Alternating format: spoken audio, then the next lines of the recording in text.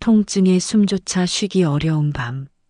희정아, 엄마가 좀 이상해. 엄마, 또 아픈 얘기야? 나중에 얘기하자.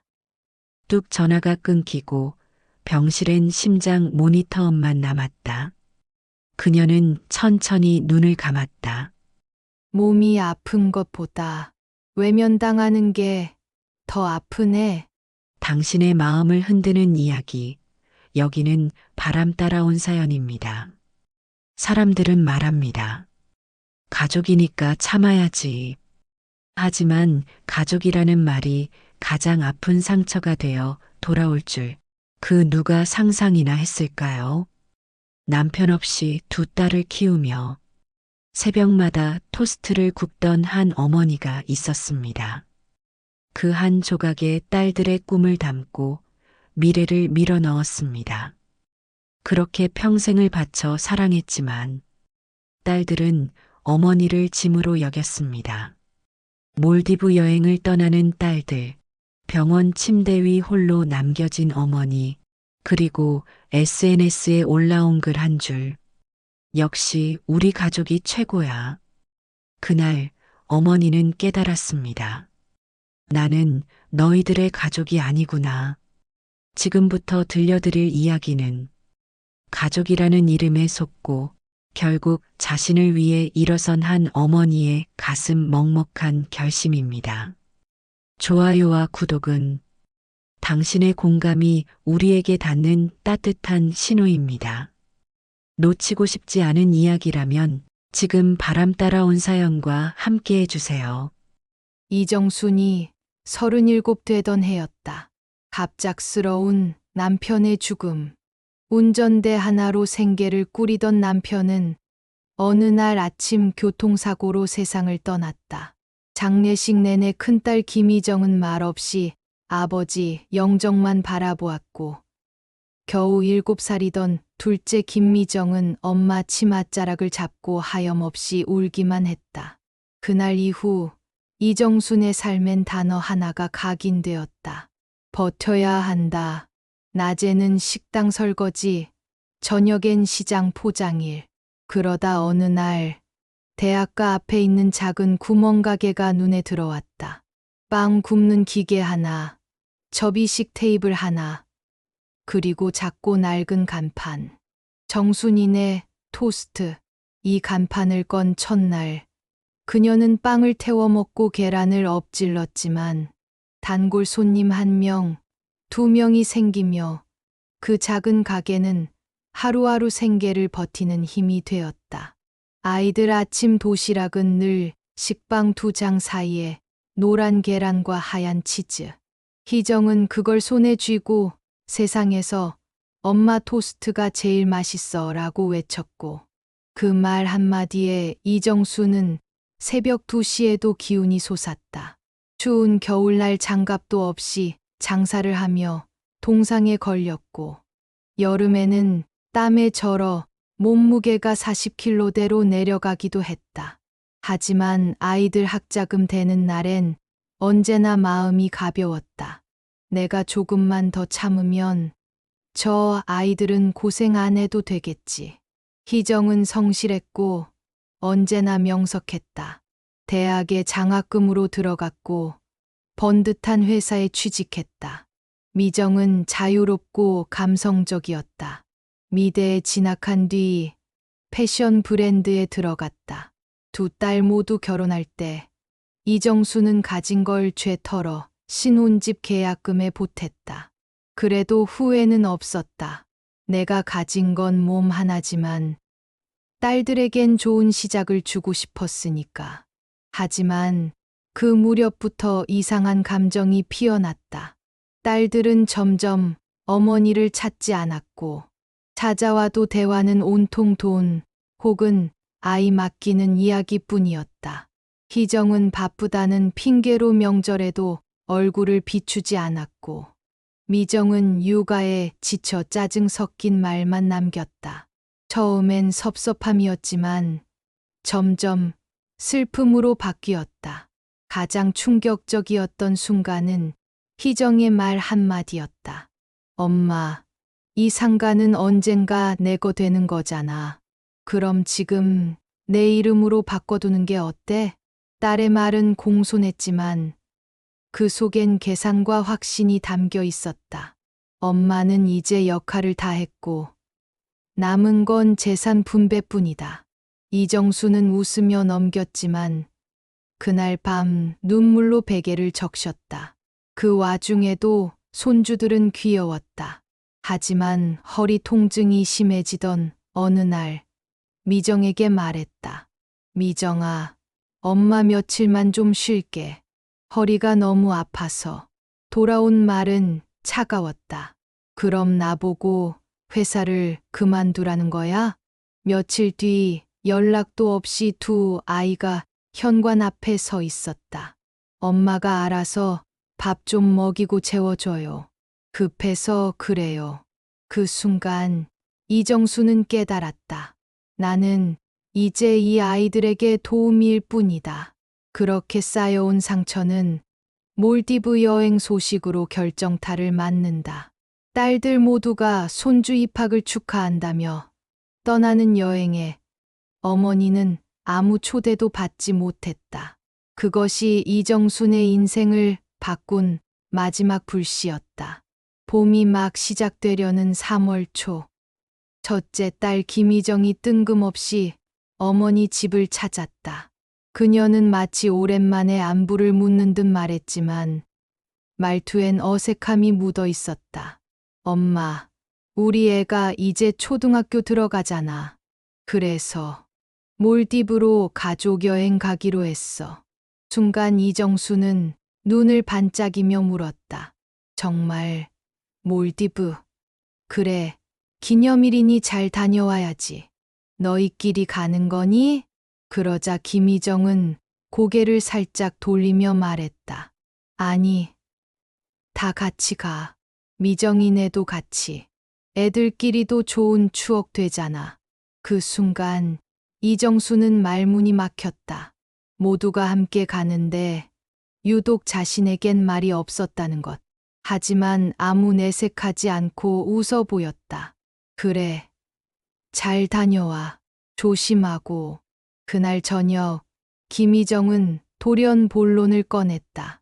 엄마, 그런데 말이야 상가명에 그냥 지금 내 이름으로 바꾸는 건 어때? 이정순의 손이 순간 멈췄다. 김희정은 말끝을 흐리며 애써 웃었다. 엄마 것도 아니고 나중에 어차피 우리 거잖아. 서류 미리 처리해두면 복잡하지 않잖아? 이정수는 조용히 김희정의 얼굴을 바라보았다. 그 눈빛 속엔 엄마가 아닌 재산 관리자로서의 시선만이 남아 있었다. 희정아, 그건 아직 이르지 않니? 엄마 살아있는 동안은 엄마, 가족끼리 왜 그래? 괜히 나중에 갈등 생기면 안 되니까 하는 말이지. 나도 생각해서 말하는 거야. 그 대답에 이정수는 더 이상 말을 잇지 않았다. 대화는 끝났지만 가슴 한가운데에 선이 하나 그어졌다. 며칠 뒤 둘째 김미정에게 전화가 왔다. 엄마, 주말에 좀 봐줄 수 있어? 애들 아빠는 출장 가고 나 진짜 피곤해 죽겠어. 이정수는 허리 통증이 심해져 병원 예약까지 해둔 상황이었다. 미정아, 엄마 허리가 좀 안 좋아서 이번 주는 조금 힘들 것 같아. 그러자 돌아온 말, 엄마 그럼 나보고 회사를 그만두라는 거야? 통화는 그대로 끊겼고 이틀 뒤 현관벨이 울렸다. 문을 열자 손주 둘이 가방을 메고 서 있었다. 엄마가 오늘 할머니 집에 가랬어요. 연락도 없던 김미정은 아이들을 떨궈 놓고 사라졌고 이정수는 통증을 참으며 손주들을 챙겨야 했다. 그날 밤 그녀는 거울 앞에 앉아 자신을 바라보았다. 얼굴엔 기미와 주름이 가득했고 허리는 제대로 펴지지 않았다. 그러나 딸들은 이 몸 위에 계속해서 이물을 쌓아 올리고 있었다. 며칠 뒤 몰디브 여행 일정이 확정됐다는 문자가 김희정에게서 왔다. 엄마, 우리 12일간 간다. 잘 다녀올게. 그 문자엔 어떤 걱정이나 배려도 없었다. 이정수는 대답 대신 핸드폰을 조용히 내려놓았다. 그날 밤 그녀는 심한 가슴 통증을 느꼈다. 숨을 쉴 수 없을 정도의 압박감. 겨우겨우 전화를 걸었다. 희정아, 엄마가 좀 이상한데. 그러자 딸의 대답은 짧고 단호했다. 엄마는 맨날 아프잖아. 응. 나중에 얘기하자. 지금 바빠. 뚝. 전화는 그대로 끊겼고 정적 속에서 눈물만이 흘렀다. 이정수는 손떨림을 참으며 둘째에게 전화를 걸었다. 미정아, 엄마, 아파. 이번엔 정말 좀 이상해. 미정은 피곤한 듯 한숨을 쉬며 말했다. 엄마, 나중에 병원 같이 가자. 지금은 여행 준비 중이라 힘들어. 이정수는 그 한마디의 말을 멈췄다. 아, 이젠 아프다는 말도 부담이 되는구나. 심장은 계속 아팠지만 마음이 더 아팠다. 며칠 뒤 퇴원 수속을 마치고 집으로 돌아온 이정수는 현관문을 여는 순간 알 수 없는 공허함에 휩싸였다. 집안 구석구석엔 손주들이 흘리고 간 장난감이 널브러져 있었고 식탁 위에는 먹다 남은 주스팩, 거실 한쪽엔 반쯤 벗겨진 신발까지 그대로였다. 소파에 앉아 휴대폰을 열었다. 새로운 메시지가 도착해 있었다. 엄마, 우리 잘 놀고 있어. 몸 괜찮지? 한국 가면 병원 가보자. 그 문장을 몇 번이나 읽었는지 모른다. 한국 가면 병원 가보자. 그 말은 결국 지금은 아프지 말라는 뜻이었다. 혼자 고통을 견디고 기다리라는 말이었다. 문득 SNS를 열었다. 김희정의 계정엔 환하게 웃는 가족 사진이 올라와 있었다. 역시 가족끼리 여행 오는 게 최고. 우리 가족들 사랑해. 파도 소리와 야자수, 수영복 입은 손주들, 팔짱 낀 김희정 부부, 그리고 그 어떤 구석에도 자신은 없었다. 이정수는 천천히 폰을 내려놓았다. 심장이 조여오는 듯한 통증보다 더 뼈아픈 건 그 말이었다. 가족이 최고야. 자신은 그 가족이라는 범주에 들어가지 못했다. 여행 이야기를 처음 꺼냈을 때도 초대받은 적 없었다. 그런데 상가는 왜 달라고 했을까? 손주는 왜 맡기려 했을까? 필요할 땐 찾아와 놓고 정작 같이 가야 할 곳엔 이름조차 없던 자신. 그날 이정수는 처음으로 내가 이 가족에서 제외된 사람이라는 사실을 실감했다. 며칠 뒤 이정수는 병원 앞 벤치에 앉아 한참을 앉아 있었다. 어디로 가야 할지, 누구를 불러야 할지 머릿속이 하얗게 비어 있었다. 하지만 단 한 사람, 과거 남편이 세상을 떠났을 때 조언을 아끼지 않았던 변호사 박도연이 떠올랐다. 그날 오후 그녀는 조용히 박도연 사무실 문을 열었다. 박 여사님, 잘 지내셨어요? 박도연은 반가운 얼굴로 맞이했지만 이정순의 눈빛은 깊고 고요했다. 유 원장을 쓰려고요. 더는 내 거, 내 이름에 있는 거, 그 애들 이름으로 넘기지 않을 겁니다. 박도현은 놀라지 않았다. 다만 고개를 끄덕이며 말했다. 이제서야 박 여사님 인생이 시작되는 거군요. 그날부터 모든 정리가 시작되었다. 상가 명예 이전 철회, 통장과 부동산 처분 절차, 그리고 유산은 사회공익단체에 기부하는 것으로 명시됐다. 그녀는 오래전부터 자신을 도구처럼 다뤄온 딸들에게 어떤 설명도 하지 않은 채 조용히 서울을 떠났다. 몇 주 뒤 두 딸 김희정과 김미정은 박도연 변호사의 사무실을 찾았다. 엄마가 병원에 입원했다는데 지금 어디 계신지도 모르겠고 연락도 안 받아요. 박도연은 짧게 한숨을 쉬며 유 원장 사본을 건넸다. 박 여사님께서 남긴 결정입니다. 김희정은 서류를 넘기며 눈썹을 찌푸렸다. 이게 기부요, 상가는 보험도 전부 사회환원입니다. 그리고 박 여사님께선 현재 거처를 비공개로 유지하길 원하셨습니다. 김미정은 울음을 터뜨렸다. 엄마가 우리를 완전히 버린 거예요? 박도현은 조용히 고개를 저었다. 버린 게 아닙니다. 그동안 너무 오래 외면받아온 분이 이제서야 자기 삶을 찾으려는 겁니다.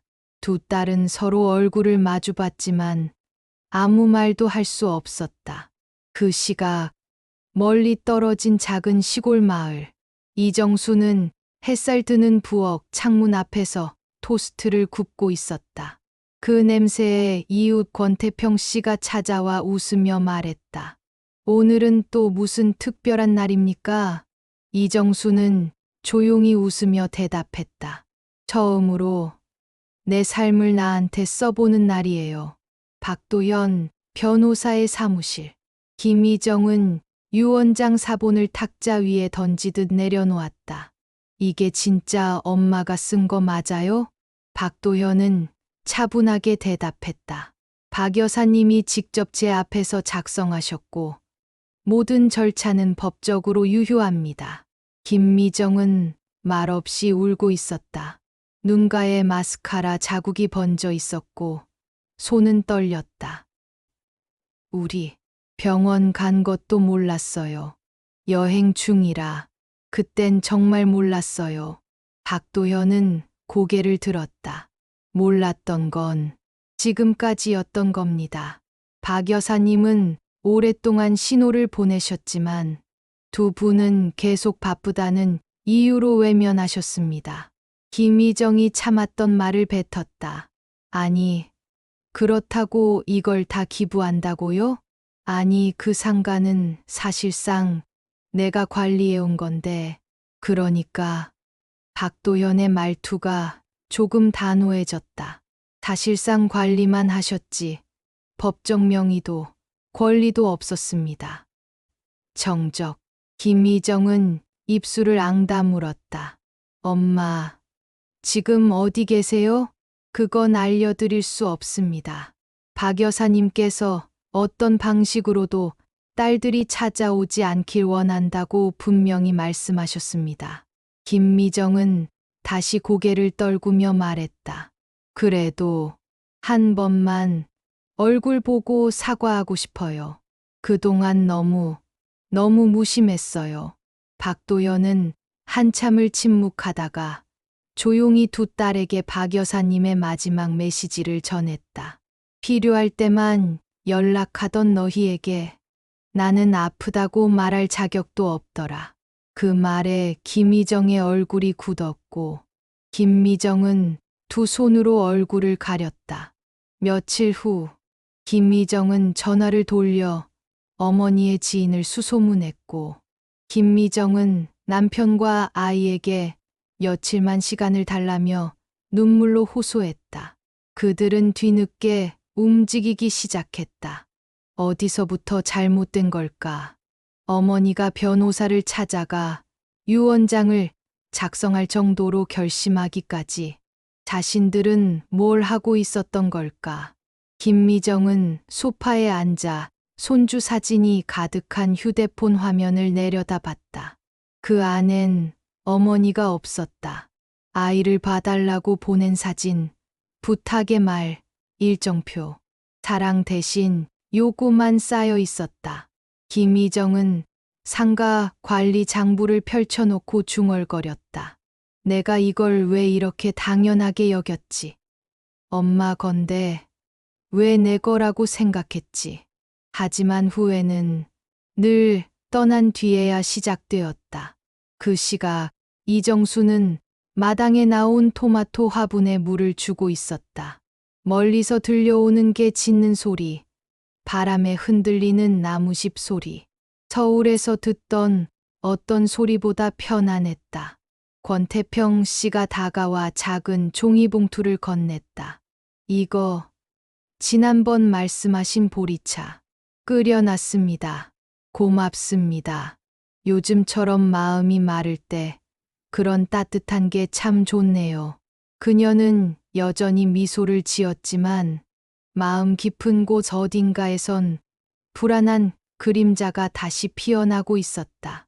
그 아이들이 정말 이대로 끝낼까? 정말 이제야 내가 자유로울 수 있는 걸까? 이정수는 요즘 새벽이면 잠에서 깬다. 낯선 집이 익숙해질 무렵 익숙했던 사람들에 대한 불안은 다시 그녀의 꿈에 스며들기 시작했다. 어느 날 오후 마당에 빨래를 넣는 도중 낯선 기척이 느껴졌다. 엄마, 고개를 돌린 순간 김희정과 김미정이 서 있었다. 말없이 굳게 닫혀있던 그 얼굴들. 하지만 이번엔 눈에 힘이 빠져 있었다. 어떻게, 미안해요. 엄마, 우리가 너무 늦었지? 이정수는 대답하지 않았다. 천천히 고개를 돌려 빨래를 다시 집게로 고정했다. 김미정이 조심스럽게 다가왔다. 엄마, 이러지 말자. 우리 진짜 반성했어요. 이정수는 천천히 빨래 바구니를 들고 안으로 들어갔다. 딸들은 문 앞에서 머뭇거리다가 끝내 따라 들어섰다. 작고 단정한 실내, 소박하지만 따뜻한 냄새가 나는 공간. 이정수는 딸들을 향해 등을 돌린 채 주전자에 물을 올렸다. 커피라도 줄까? 그 목소리는 담담했지만 온기가 없었다. 엄마, 우리 그때 진짜 몰랐어. 엄마가 그렇게 아프신 줄도 몰랐고, 여행 준비하면서 정신이 없었겠지. 엄마가 아파도 모를 정도였단 거, 그게 가장 서러운 거야. 김미정이 울먹이며 무릎을 꿇었다. 엄마, 제발 한 번만 기회를 줘요. 이젠 제가 엄마 옆에 있을게요. 다신 안 떠날게요. 그 순간 김희정이 조심스레 말을 꺼냈다. 엄마, 기부 얘기 들었는데 한 번만 다시 생각해봐요. 엄마가 고생해서 이룬 건데 왜 남을 줘? 우리 가족이 나눠야 하지 않겠어요? 그 말에 이정수는 손을 멈췄다. 천천히 몸을 돌려 김희정을 바라봤다. 그래, 결국 또 그 소리구나. 김희정은 당황하며 말했다. 그게 아니라 그냥 우리도 좀, 우리가 딸인데 저도 우리한테 줘야지. 그러니까 희정아. 이정순의 목소리는 평소보다 낮고 또렷했다. 상가명에 바꾸자고 했던 그날 내가 어떤 기분이었는지 알아? 김희정이 말을 잇지 못했다. 가족이라며, 가족이면 아플 때 전화 한 통쯤은 해야지. 가족이면 여행 가기 전에 같이 가실래요? 한마디쯤은 해야지. 엄마, 정말 미안해. 근데 그 가족이란 말, 너희는 꼭 돈 얘기할 때만 쓰더라? 말끝을 맺자마자 이정순의 목소리는 처음으로 흔들렸다. 내가 그렇게 쉬운 사람이었니? 김미정은 울음을 터뜨렸다. 엄마, 아니야. 그런 거 아니야. 아니야. 맞아. 나는 너희한테 도움이었고, 은행이었고, 보험이었어. 그녀는 그 자리에 주저앉았다. 근데 말이야, 이제 나 너희가 안 무서워. 김미정은 조용히 눈물을 삼켰다. 엄마, 우린 그냥 엄마 사랑했어요. 아니, 이정수는 고개를 천천히 저었다. 사랑은 그걸 느끼게 해주는 사람이 있어야 하는 거야. 방 안은 정적에 잠겼다. 이정수는 눈앞에 앉아 있는 두 딸을 조용히 바라보았다. 한때 자신의 세상이었던 존재들. 그 아이들이 지금 눈물로 용서를 구하고 있었다. 하지만 이정순의 마음은 묘하게 평온했다. 마치 오랜 치통이 끝나고 통증보다 허탈함이 남은 순간처럼. 너희가 잘못한 건 엄마가 아팠을 때 외면한 것도 돈을 얘기한 것도 아니야. 그녀는 천천히 입을 열었다. 가장 큰 잘못은 엄마가 사람이라는 걸 잊은 거야. 김미정은 두 손으로 얼굴을 가리며 흐느꼈다. 김미정은 아무 말도 하지 못하고 고개를 숙였다. 난 그동안 니들이 날 필요로 한 이유가 엄마라서인 줄 알았어. 근데 어느 날 그게 아니라는 걸 알게 된 거야. 목소리는 떨림없이 담담했지만 그 안에 녹아있는 절망은 너무 깊었다. 너희는 엄마가 아니라 시간 맞춰 애 봐주는 사람이 필요했고, 재산 물려줄 사람이 필요했고, 돈 줄 사람이 필요했던 거야. 김희정이 조심스레 말했다. 이제라도 알았어요. 엄마 마음. 너무 늦게 깨달았지만, 이젠 진짜 잘할게요. 우리가 엄마 곁에 있을게요. 그 말에 이정수는 고개를 저었다. 그 곁이라는 말, 엄마가 병원 침대에 누워 있었을 때 들었더라면 그땐 정말 살 것 같았을 거야. 그녀는 자리에서 일어섰다. 천천히 주방 쪽으로 가서 손에 접어둔 편지 봉투를 꺼냈다. 이건 변호사에게 맡기려고 했던 건데 오늘 직접 주는 게 낫겠네. 김미정이 봉투를 받았다. 그 안엔 유 원장의 최종 사본과 함께 딸들에게 남긴 마지막 편지가 들어 있었다. 희정아, 미정아, 엄마는 이제 엄마로서의 역할을 끝내고자 한다. 너희는 어른이고 엄마 없이도 잘 살아갈 사람들이다. 엄마는 이제부터 스스로의 이름으로 살 거다. 김미정이 울먹이며 물었다. 엄마, 그럼 우리 앞으로 연락도 하지 말라는 거야? 이정수는 말없이 고개를 끄덕였다. 그래, 이젠 너희도 엄마 없이 살아봐. 그게 가족이야? 김미정의 목소리가 올라갔다. 가족이면 끝까지 함께해야 하는 거 아니야? 엄마도 가족이면 이해해야 되는 거잖아. 그 순간 이정순의 눈빛이 바뀌었다. 그래, 가족이라면서 왜 그렇게 쉽게 나를 놔뒀니? 가족이라면서 왜 그렇게 오랫동안 나를 혼자 두었냐고. 그 말에 김희정은 더 이상 아무 말도 할 수 없었다. 이정수는 문 앞까지 두 딸을 데려다 줬다. 돌아가. 이곳엔 너희 자리 없어. 마당 앞에 서 있는 권태평 씨가 그 장면을 조용히 지켜보고 있었다. 두 딸은 힘없이 걸음을 돌렸다. 울면서도 몇 번이고 뒤돌아봤지만 이정수는 끝내 그들을 다시 부르지 않았다. 문이 닫히는 소리와 함께 이정수는 조용히 주저앉았다. 손끝이 떨렸고 가슴이 먹먹했지만 그녀는 처음으로 자신의 감정을 끝까지 지켜낸 사람이 되었다. 시간이 흘렀고 유 원장의 조항들은 하나둘 실행되었다. 상가는 곧 사회복지단체 명의로 이전되었고 금융자산과 부동산 일부는 기부재단에 분산 배정되었다. 그 소식이 언론 보도를 통해 퍼졌을 무렵 김희정은 동네 지인들에게서 차가운 시선을 받기 시작했다. 어머, 어머니가 상가 기부하신 거 봤어요? 그 정도로 자식들이 뭘 잘못했나 봐요. 김희정은 차마 아무 말도 하지 못했다.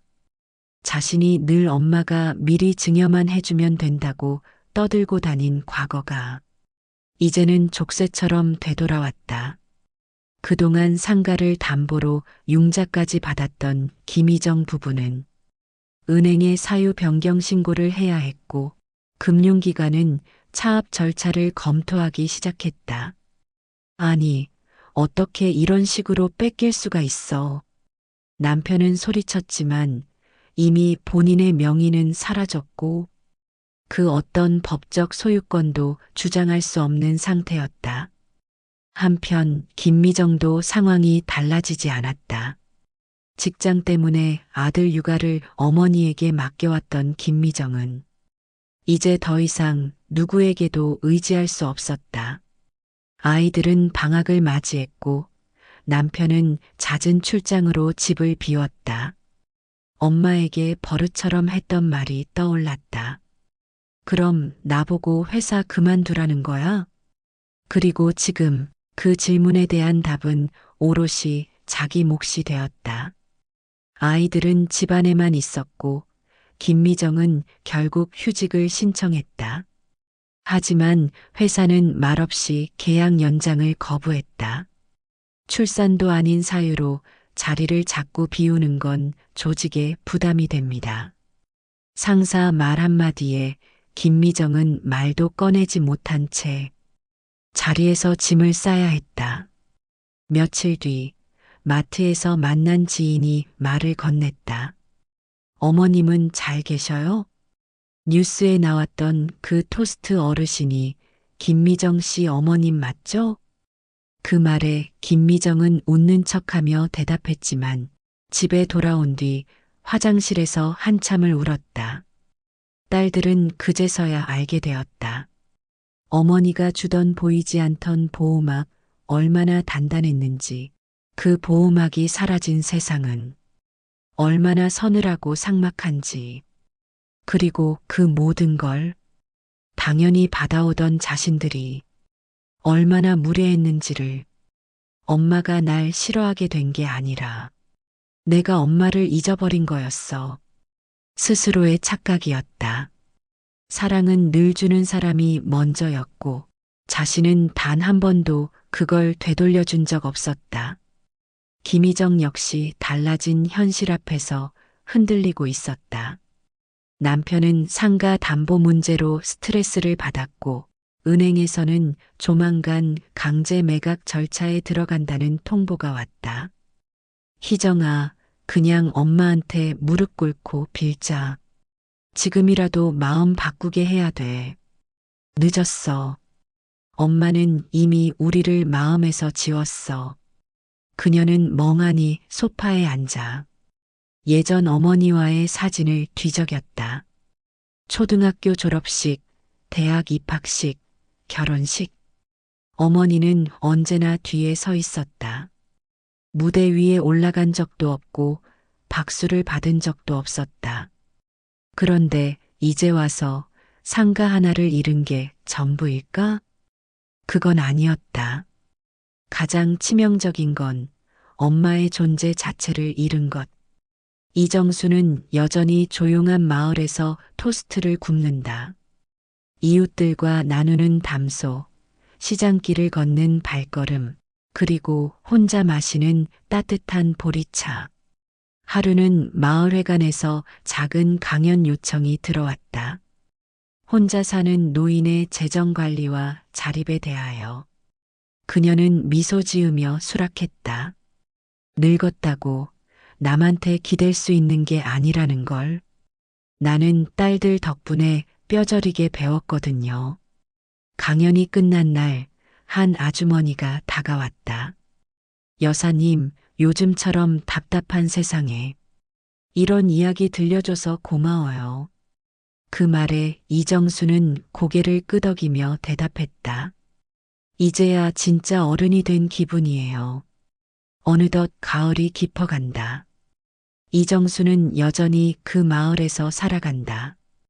그 누구에게도 엄마로 불리지 않지만 처음으로 이정순이라는 이름으로 살아가는 사람이 되었다. 그리고 딸들은 어머니가 남긴 빈자리에 늦은 후회와 무거운 침묵만을 껴안은 채 각자의 삶을 살아가야 했다. 겨울 문턱의 바람이 조금 더 날카롭게 불던 날, 이정수는 텃밭 옆 의자에 앉아 권태평 씨가 내온 대추차를 천천히 마시고 있었다. 올해는 참 빠르게 흘렀어요. 그녀가 말하자 권태평은 고개를 끄덕였다. 그만큼 잘 살아냈단 증거 아닐까요? 이정수는 잔을 내려놓으며 창밖을 바라봤다. 텃밭에는 무가 자라고 있었고 장독대 위에는 햇살이 조용히 내려앉고 있었다. 가끔은요, 딸들이 정말 후회하고 있을까 그런 생각도 해요. 권태평은 잠시 침묵하다가 입을 열었다. 그럴 겁니다. 하지만 박 여사님은 이제 그 후회에 끌려갈 필요는 없어요. 그 말에 이정수는 조용히 웃었다. 맞아요. 이제는 그 마음마저 놓아야겠죠. 그녀는 손에 들고 있던 작은 편지 한 장을 태평에게 건넸다. 봉투 겉면엔 단 4글자가 적혀 있었다. 희정, 미정.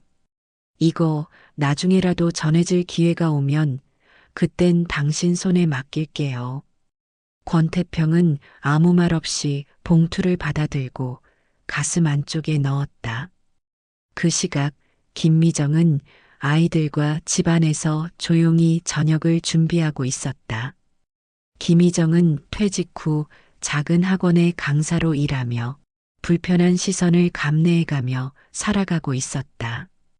두 사람은 어머니와 연락이 끊긴 지 몇 달이 지났지만 그 시간이 흐를수록 어머니가 얼마나 큰 사람인지 자신들이 얼마나 작은 마음으로 살았는지 뼈저리게 깨닫고 있었다.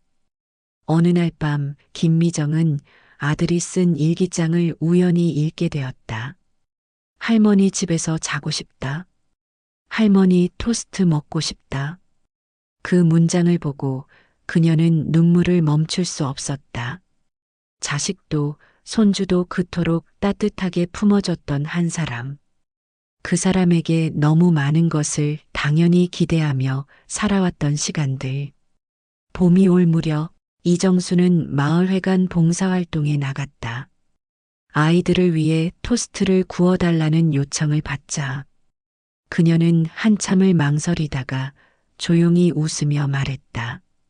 계란 2개, 치즈 1장, 빵 2쪽이면 돼요. 그날 마을 아이들은 그녀가 만든 토스트를 처음 먹었고 어떤 아이는 외쳤다.